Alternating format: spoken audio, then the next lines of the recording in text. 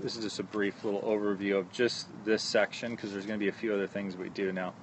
So this is currently, okay? Now, in order for you to get to this position, you have your hip, right hip feeling like it's higher, right, at address, right? Left knee slightly bent. What's the feel? And this is, I want you to use your words, okay, not mine. What's the feel in the right leg? Like, is it what was the descriptive? There was a descriptive word or visual that you had. Remember, like it was like a pole, right? Yeah, like a pole, like straight up. I don't know, straight up. Right. Now, see what that does when you, and you can see that in the mirror. That raises the right hip, right? Yeah. So I put a club here and then. Right. And you notice where's all your pressure when you do that. So your pressure's there, right? Yes. Perfect. That's what we want. So from that condition, now look at the difference between these two. So we'll go, now obviously at setup we changed a few things. We moved your weight differently in your feet so you're not hanging back as much. Your chin is more down on the picture on the left. We already know that. So this is 2 up.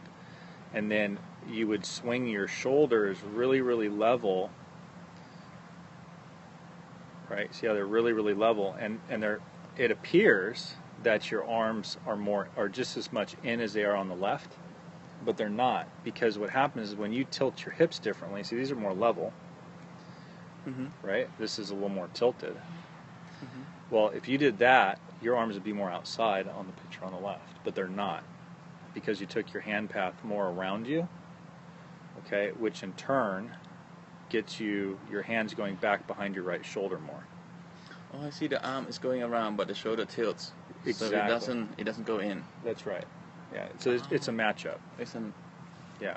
And that's really the difference. So you get up here, and then you're not going to shift this thing out. So it's kind of lifting. So your hands are kind of lifting, and then you start displacing your weight. You start throwing it towards your toes because you're so far back. So not only is the club going to come in steep, but you shift your weight towards your toes because you have to. Because as soon as your hands and the club start coming out, especially steep, you're going to go towards your toes. Now watch the difference here. See, now it's shifted more down and back. See, look at that. That's why I said that, you're not slicing the ball anymore. You're hitting like hard draws. And look at your wrist. That's good thing.